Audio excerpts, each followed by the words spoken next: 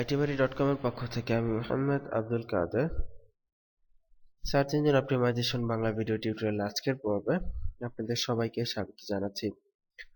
গত পর্বে আমরা একটা প্র্যাকটিক্যাল ডিরেক্টরি সাবমিশন দেখিয়েছি এবং আজকের পর্বে আমরা একটি ডিরেক্টরি সাবমিশন দেখব।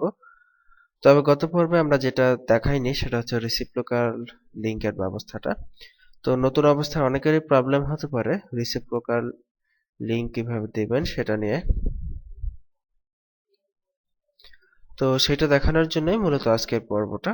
ঠিক একই ওয়েবসাইটে আমরা আছি, গতকালকে বা গত পর্বে আমরা যে ওয়েবসাইটে ছিলাম ঠিক একই ওয়েবসাইটে আমরা এই পোস্টের জন্য আমাদের ওয়েবসাইটের যে পোস্টটা এখানে দেখতে পাচ্ছি এই পোস্টের জন্য আমরা এখানে একটি লিংক করব বা রেসিপ্রোকাল ডিরেক্টরি সাবমিশন করব। তো এর জন্য আমরা সাবমিট লিংকে ক্লিক করছি। ঠিক একই গত পর্বে আমরা ফিচার মানে রেগুলার লিংক এখানে ক্লিক করেছিলাম, সিলেক্ট করেছিলাম। আজকের পর্বে আমরা সিলেক্ট করব রেগুলার লিংকস উইথ রেসিপ্রোকাল। ওকে, তো আমাদের যে পোস্ট আছে এই পোস্টটা, তো ডিরেক্টরি সাবমিশন যে শুধুমাত্র হোম পেজের জন্যই হবে এমন না, আপনি চাইলে ভেতরের কোনো পেজের জন্য চাইলে করাতে পারেন। তো আমরা এখানে টাইটেল দিচ্ছি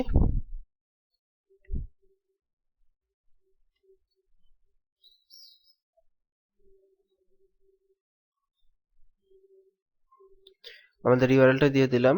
ডিসক্রিপশন লাগবে, ডিসক্রিপশন আপনারা আপনাদের সুবিধা মতো গুছিয়ে দিবেন। আমি জাস্ট একটা দিয়ে দিলাম মেটা কিওয়ার্ড,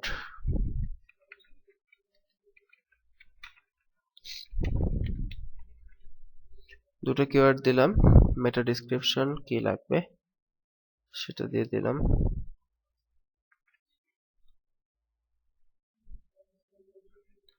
আচ্ছা, মেটা কিওয়ার্ড 200 এখানে দেখাচ্ছে যে মেটা কিওয়ার্ড 250 ক্যারেক্টারের বেশি যেতে পারবে না। সো ওকে, 250ই রাখা হলো।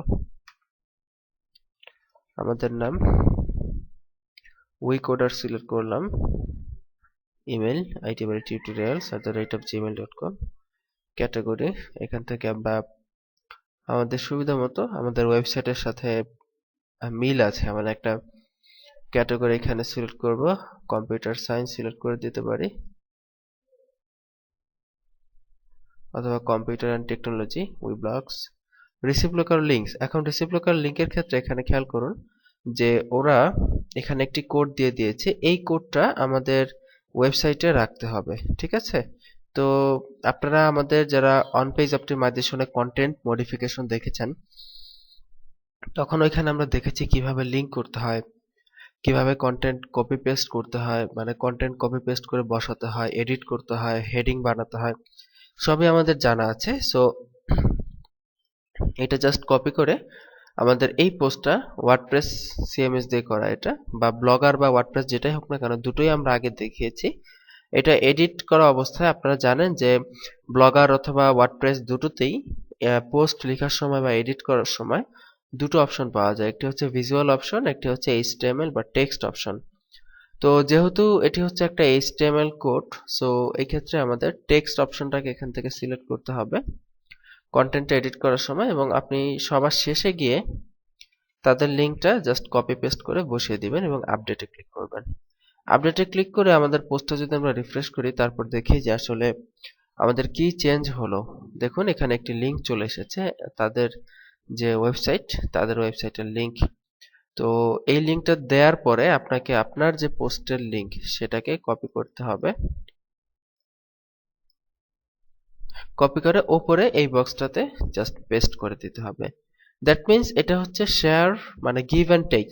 আমরা তাদের ওয়েবসাইটের একটি লিঙ্ক আমাদের ওয়েবসাইটে বসালাম এবং আমাদের ওয়েবসাইটের একটি লিঙ্ক তাদের ওয়েবসাইটে বসালাম। এটা হচ্ছে reciprocal system. Just I agree, just continue. এখানে দেখুন এখানে একটি কনফার্মেশন দেখাচ্ছে জেনারেল 2 থেকে 3 মাস সময় লেগে যায় রেগুলার সাবমিশনের জন্য, আর রিসিপ্রোকাল রিভিউর জন্য এটা সাধারণত সময় লাগে 2 থেকে 3 দিন। ঠিক আছে, তার মানে বুঝতে পারতেছি যে রেগুলার সাবমিশন যেটা আমরা গত পর্বে করলাম সেটা থেকে রিসিপ্রোকাল সাবমিশন অনেক বেশি বেটার এবং অনেক বেশি তাড়াতাড়ি সেটা হয়। আর ফিচার্ড সাবমিশন যেটা যেটা আমরা টাকা দিয়ে করব সেটা 24 থেকে 48 ঘন্টার মধ্যে লিংক অ্যাপ্রুভ করে দেয়। ঠিক আছে, তো এবং দেখুন এখানে কনফার্মেশন দেখাচ্ছে link submitted, submit another link, that means এই লিংকটা সাবমিট হয়ে গেছে। তো রেসিপ্রোকাল যে ব্যবস্থাটা লিঙ্কিং এর সেটা আশা করি আপনারা বুঝতে পেরেছেন, এবং অনেকেই হয়তো যারা এই পর্বটাই ফার্স্ট দেখলেন, অন্য কোনো পর্ব দেখেন নাই আমাদের টিউটোরিয়ালের, তারা অবশ্যই বুঝতে পারেন নাই যে কিভাবে এই কোডটা এখানে দিলাম, কিভাবে মডিফাই করলাম কন্টেন্ট। তো এগুলোর জন্য আমাদের এই ডিভিডির on page optimization Bangla video টিউটোরিয়ালের কন্টেন্ট মডিফিকেশনের ভিডিওটা আপনাদের দেখতে হবে, আদারওয়াইজ বুঝতে নাও পারেন। তো যাই হোক, আজকের পর্ব এখানে শেষ করছি। ভালো থাকবেন সবাই, সুস্থ থাকবেন। আর বুঝতে যদি কোনো সমস্যা হয় আমাদের ফেসবুক গ্রুপে জানাতে ভুলবেন না। আমাদের ফেসবুক গ্রুপের ঠিকানা আপনারা সবাই জানেন, যে তারপর একবার লিখে দিচ্ছি,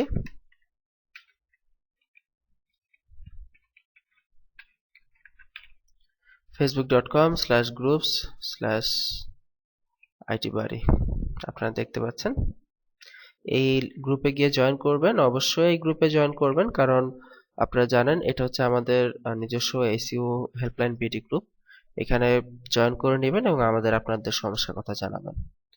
ভালো থাকুন, সুস্থ থাকুন, এই প্রত্যাশায় আজকের মতো এখানে বিদায় নিচ্ছি। আল্লাহ হাফিজ।